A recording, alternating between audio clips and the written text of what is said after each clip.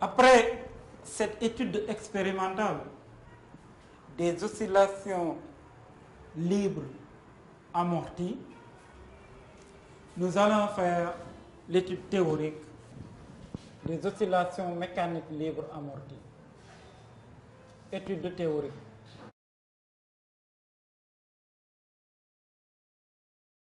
Le pendule élastique horizontal. Représentons le dispositif.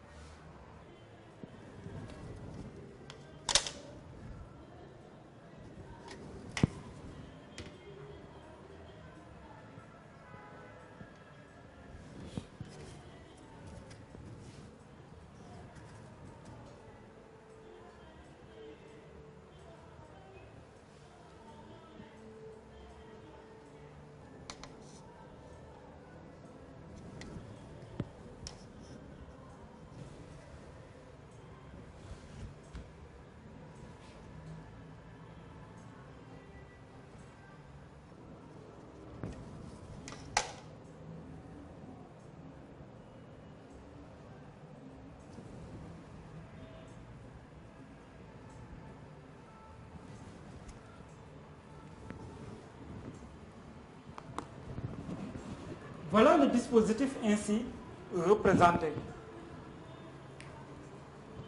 Nous allons commencer par définir le système. Système, le solide S, qui, à l'état d'équilibre,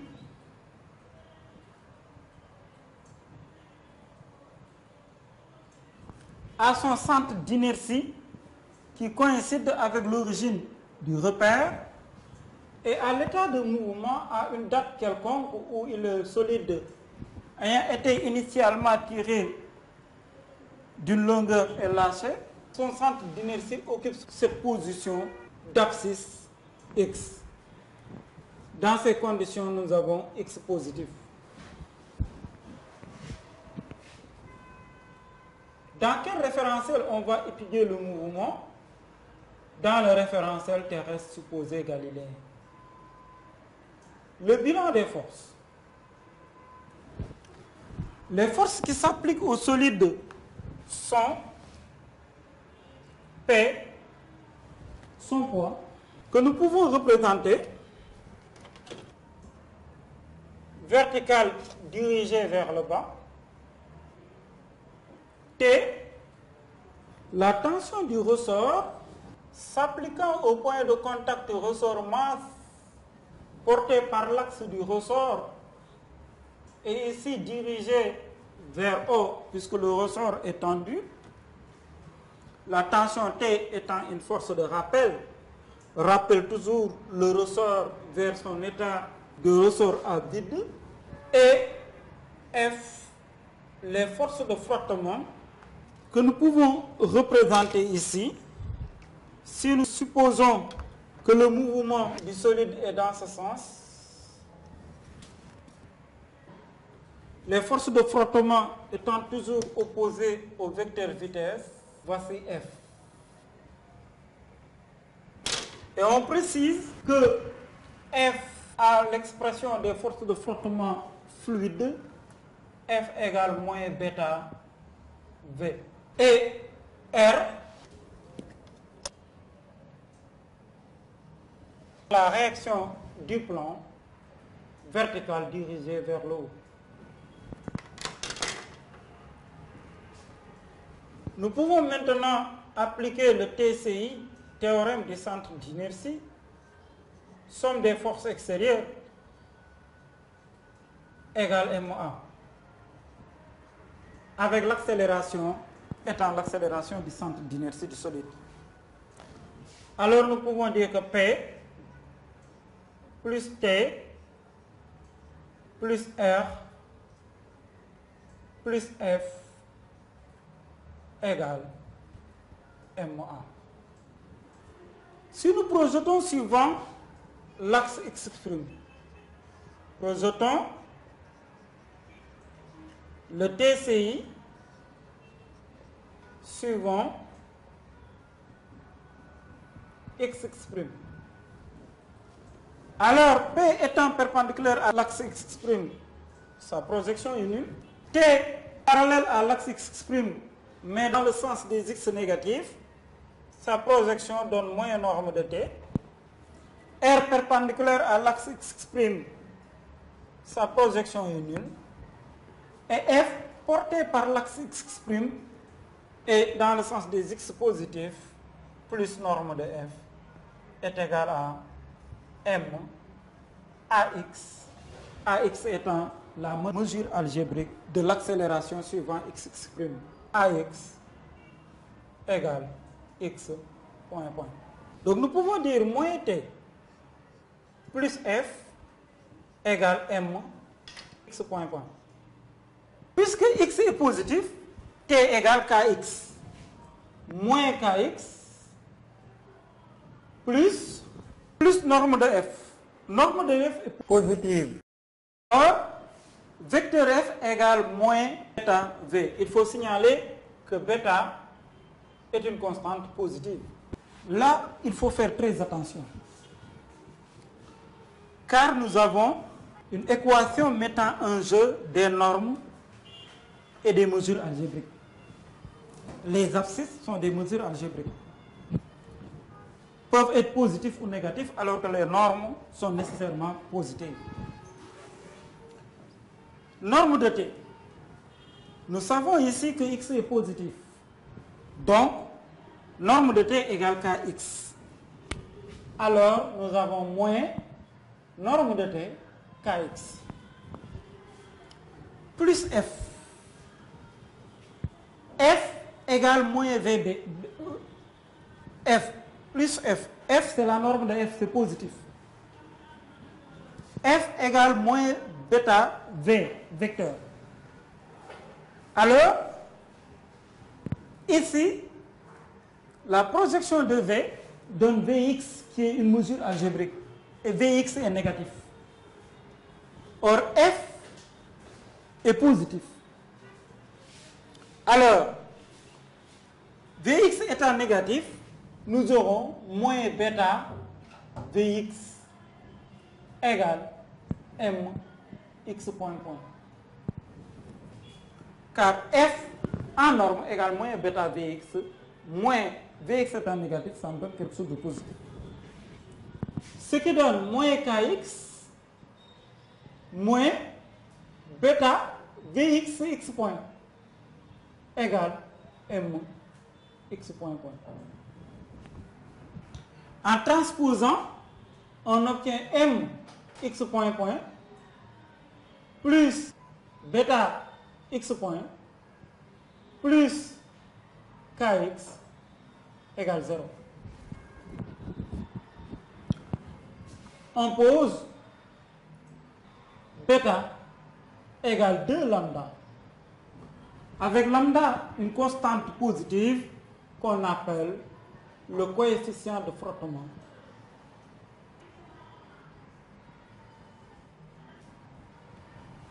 Ce qui donne M X point plus 2 lambda X point plus Kx égale 0. Voici l'équation différentielle du mouvement de la masse. Nous voyons que cette équation différentielle n'est pas une équation différentielle d'oscillation harmonique. Les oscillations ne sont pas sinusoïdales.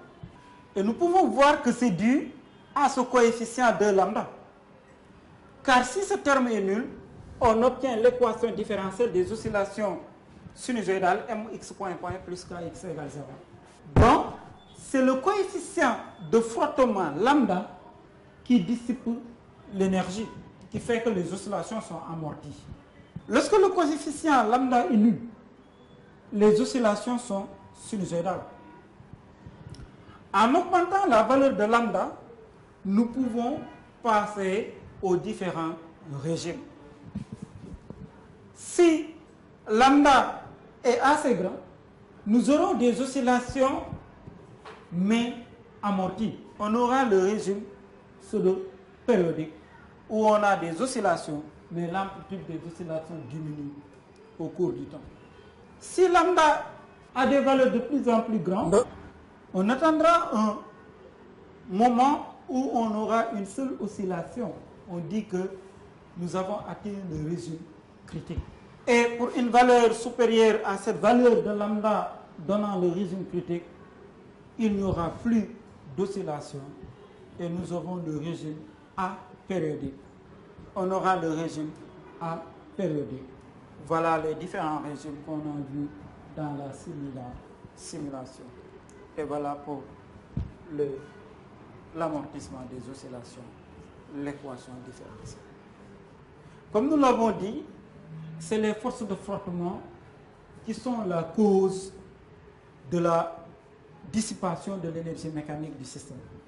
Nous allons montrer que la variation de l'énergie mécanique est égale au travail de la force de frottement. Nous allons réécrire notre équation différentielle. M, x point point, c'est la dérivée de la vitesse par rapport au temps, plus 2 lambda x point, c'est la vitesse, plus kx égale 0.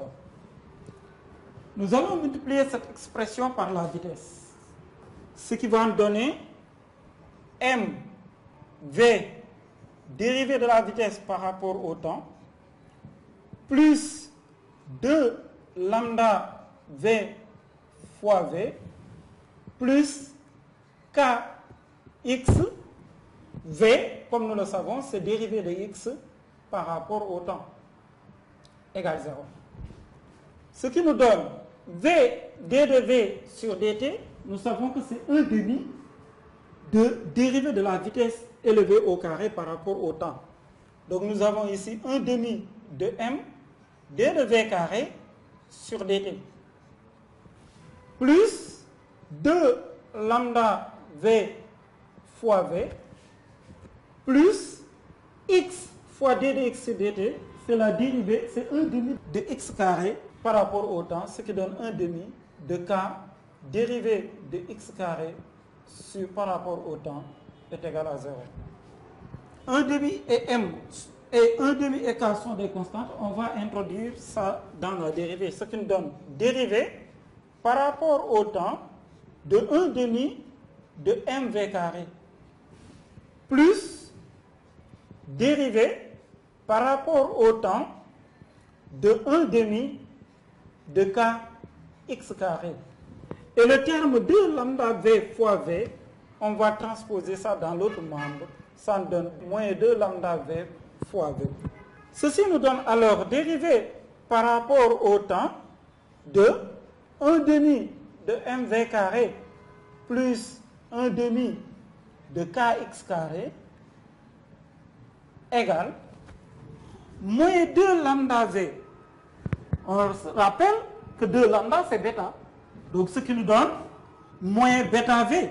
Or moins bêta v égale f fois v. Il faut rappeler ici que la mesure algébrique de v est négative. Donc ce terme est positif. On peut remplacer bel et bien à f par f. Nous pouvons reconnaître ici l'expression de l'énergie mécanique. Ce qui nous donne alors dérivée par rapport au temps de E égale F fois V. Ça, c'est la puissance de F. Rappelons-nous, là, nous avons la mesure algébrique de V, c'est négatif. Donc, ce terme est négatif. F et V sont de sens contraire, donc la puissance de F est négative, ce qui nous donne ici puissance de F. Si nous considérons un déplacement infinitésimal, nous pouvons passer de la dérivée à des ronds, ce qui nous donne d ronds de E sur d ronds t est égal à puissance de F pour un déplacement infinitésimal c'est alors égal D de W de F sur D rond T. Ceci nous permet de conclure que D rond de E est égal à D rond de W.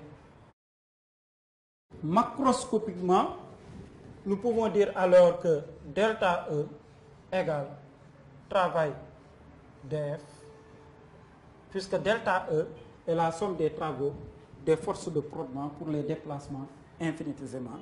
Donc c'est égal à travail de F pour le déplacement considéré. Et voilà donc, nous venons de montrer que la variation de l'énergie mécanique est égale au travail des forces de frottement.